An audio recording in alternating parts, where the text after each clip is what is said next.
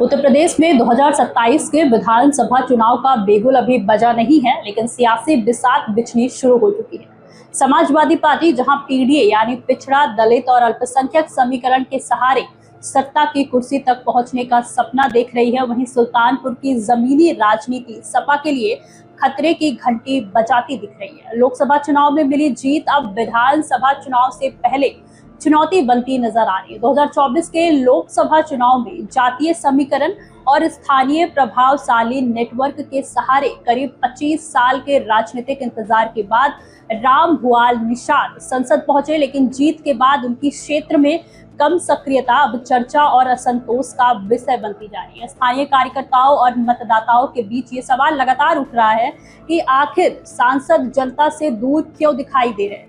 हाल ही में जब अखिलेश यादव सुल्तानपुर दौरे पर पहुंचे, तब कार्यकर्ताओं ने उनके सामने सांसद की निष्क्रियता का मुद्दा भी उठाया था।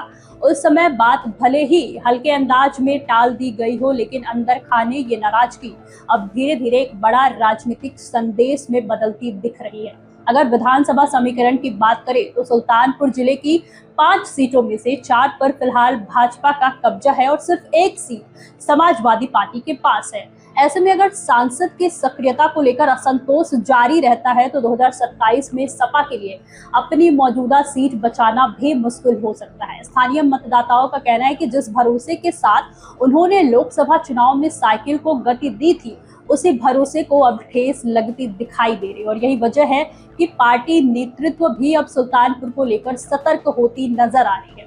माना जा रहा है कि 2027 को देखते हुए यहाँ बड़ा संगठनात्मक बदलाव किया जा सकता है और लगातार 2 चुनाव हार चुके चेहरों तथा निष्क्रिय नेताओं के टिकट कट सकते हैं।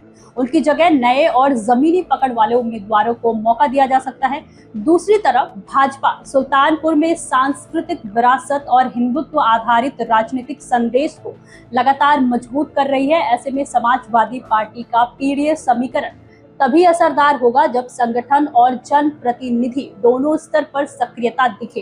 कुल मिलाकर सुल्तानपुर की राजनीति इस समय बेहद नाजुक मोड़ पर खड़ी है। अगर समय रहते डैमेज कंट्रोल नहीं हुआ और नए भरोसेमंद चेहरे मैदान में नहीं उतारे गए तो 2027 में यहाँ बड़ा राजनीतिक उलटफेर देखने को मिल सकता है। अब सवाल आपसे, सुल्तानपुर की मौजूदा राजनीति को आप किस नजर से देखते हैं और क्या आप अपने सांसद के कामकाज से संतुष्ट हैं? अपनी राय कमेंट में जरूर बताइए और देखते रहिए अनाड़ी टीवी यूपी। नमस्कार।